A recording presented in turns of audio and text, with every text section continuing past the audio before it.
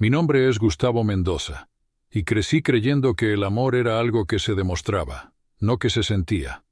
Crecí en Madrid, en el barrio de Malasaña, en una casa de ladrillo visto con un patio lleno de plataneras y un pasillo largo que parecía separar dos mundos, el de mi madre, que tarareaba mientras cocinaba, y el de mi padre, Arnaldo Mendoza, que se sentaba en la silla de cuero del salón como si fuera el centro gravitacional de todo a su alrededor. Yo tenía 34 años aquella noche. Estaba sentado en la cocina con él, mi padre de 85, y la luz amarilla de la lámpara de techo de hierro creaba sombras largas en el suelo de cerámica que mi madre eligió décadas atrás. Los platos estaban sobre la mesa. El café ya se enfriaba. Y yo miraba sus manos, esas manos grandes y marcadas, y no sabía exactamente cómo había llegado hasta allí, pero sabía que necesitaba preguntar. Lo necesitaba mucho. La pregunta salió con una voz que casi no reconocí como mía. Serena, cansada, sin acusación, porque había pasado años quitándome la acusación de dentro como quien quita espinas. Papá, ¿por qué parece que nada de lo que hago es suficiente para que te sientas orgulloso de mí? Él me miró. Y por unos segundos el único sonido en la cocina fue el tic-tac del reloj que él mismo colgó en la pared hace más de 30 años. Pero necesito empezar por el principio. Porque esa pregunta no nació aquella noche. Fue construida ladrillo a ladrillo en silencios que se acumularon como una pared entre nosotros dos. Mi padre llegó a Madrid siendo joven, desde Toledo con una maleta de cuero y la certeza de que la vida cobraba caro a quien no estuviera preparado. Trabajó en construcción, luego en una metalúrgica en Getafe.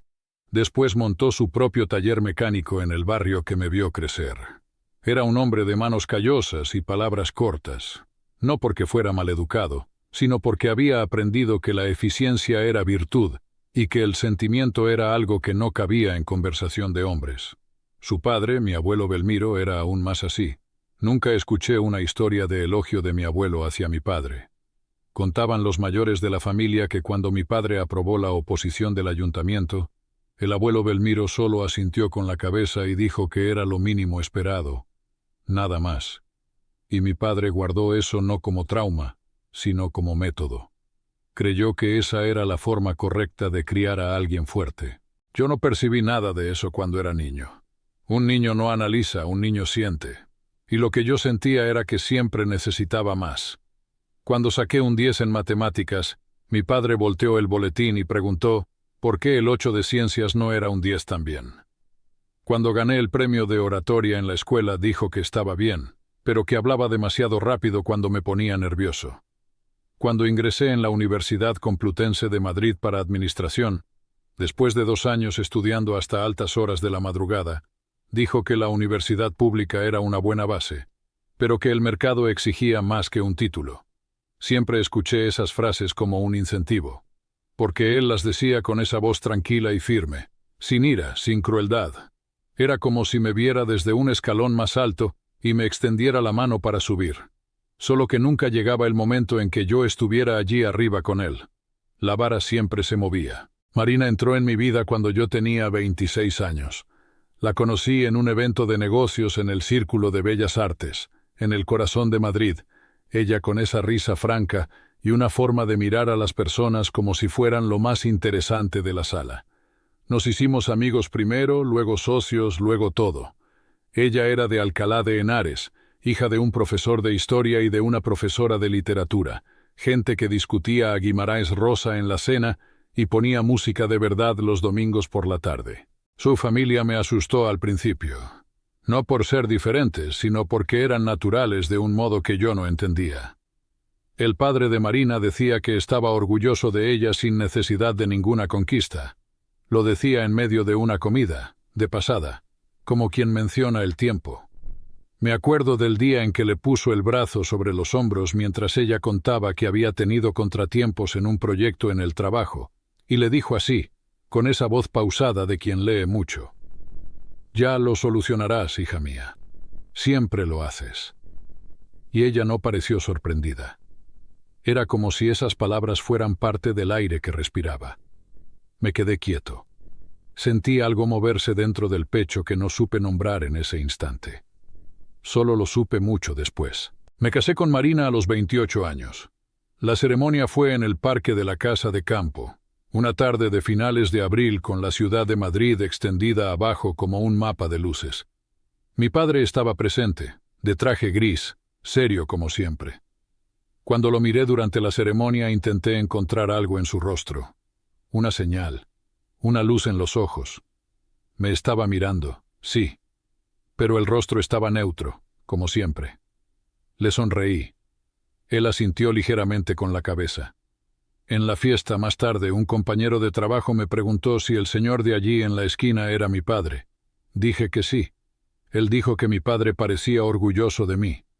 Miré hacia donde señalaba y vi a mi padre observando la pista de baile, con el vaso de zumo en la mano. Le pregunté cómo había llegado mi compañero a esa conclusión.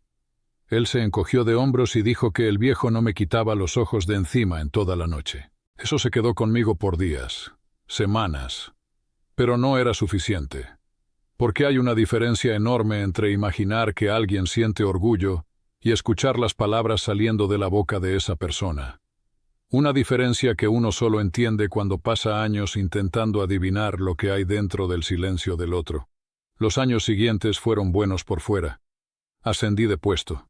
Marina y yo tuvimos a nuestra hija, Beatriz, que nació con los ojos grandes de la abuela materna y la nariz respingona de mi familia. Compramos un apartamento en el barrio de San Pedro. Construimos una vida que, vista desde fuera, parecía exactamente lo que debería ser. Pero había algo que no cambiaba, algo que seguía igual desde la infancia. Yo todavía le relataba conquistas a mi padre como quien entrega un informe. Sin entusiasmo. Con cuidado. Como si cualquier alegría excesiva pudiera ser rebatida por alguna observación que me quitara el suelo bajo los pies. Y fue una noche común de martes, sin discusión, sin tensión acumulada en esa semana específica, que me senté con él en la cocina y la pregunta surgió. No la planeé. No la ensayé. Vino del mismo lugar de donde vienen las cosas que uno lleva demasiado tiempo. Él me miró con esos ojos oscuros de 85 años. Ojos que ya han visto tanto. Y por primera vez en mi vida, vi algo en ese rostro que nunca había visto antes. No era ira. No era sorpresa. Era algo que se parecía mucho al reconocimiento. Como si él supiera exactamente de lo que yo estaba hablando. Como si él mismo hubiera hecho esa misma pregunta al viento, décadas atrás, sin haber recibido nunca una respuesta. Antes de que él hablara, sin embargo, algo me ocurrió con una claridad que yo nunca había sentido antes. Me di cuenta de que nunca había hecho aquella pregunta porque hubiera perdido la esperanza en él. La hice porque todavía había esperanza. Porque incluso después de 34 años de todas las frases que me quitaron el suelo bajo los pies, yo todavía estaba allí, sentado en esa cocina, en su casa, tomando el café que él mismo había preparado. Eso decía algo sobre mí, pero también decía algo sobre lo que había entre nosotros, algo que resistía al silencio sin que ninguno de los dos supiera nombrarlo bien. Y entonces, él abrió la boca. Y lo que salió, lo cambió todo entre nosotros. El silencio que mi padre nunca rompió. Mi padre tardó unos segundos. Parecía que estaba buscando palabras en algún lugar muy profundo, en un lugar que no solía abrir. La cocina estaba tan tranquila que yo podía oír mi propia respiración. Y entonces dijo, con esa voz grave y un poco ronca de sus 85 años, Gustavo, necesito contarte una cosa que guardé por mucho tiempo. Si esta historia te ha interesado, no olvides suscribirte a nuestro canal y dinos desde qué ciudad nos estás viendo. Continuamos. Te prometo que esta será la mejor historia que escucharás en tu vida. Yo no esperaba eso. Esperaba una justificación. Una explicación sobre la generación. Sobre cómo los padres de antes eran así. Sobre cómo el mundo era diferente. Esperaba el discurso que había ensayado en mi cabeza durante años para rebatir. Pero él no fue por ese camino. Él fue por otro. Un camino que yo no conocía. Me contó sobre una carta. Una carta que mi abuelo Belmiro escribió poco antes de marcharse para un tratamiento de salud en Toledo, hace más de 40 años. cuando mi padre todavía era un hombre joven y vigoroso, con el taller mecánico en sus mejores años. Una carta que quedó guardada en una caja de zapatos en el fondo del armario de la habitación delantera, que mi madre nunca tocó porque pensaba que eran documentos de trabajo. Mi padre se levantó despacio de la silla. Fue hasta el pasillo. Oí el crujido del suelo de madera, el sonido del cajón del armario que siempre se atascaba. Volvió con un sobre amarillento, doblado por la mitad, con una caligrafía que reconocí como la de alguien que no creció con cuadernos en la mano, sino que aprendía palabra por palabra como quien construye un muro. Él colocó el sobre en la mesa entre nosotros dos, pero no me dijo que lo abriera. Se quedó mirándolo por un momento. Y entonces empezó a contarme lo que estaba escrito allí, de memoria, porque lo había leído tantas veces que las palabras ya eran parte de él.